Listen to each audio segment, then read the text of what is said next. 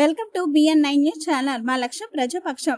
మిచాంగ్ తుఫానికి నీట మునుగుతున్న మిరప తోటలు.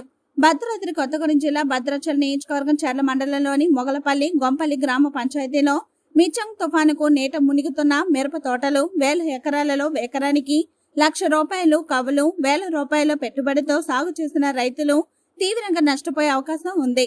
బాధిత రైతుల్ని గుర్తించి ప్రభుత్వం ఆదుకోవాలని రైతులు కోరుకుంటున్నారు.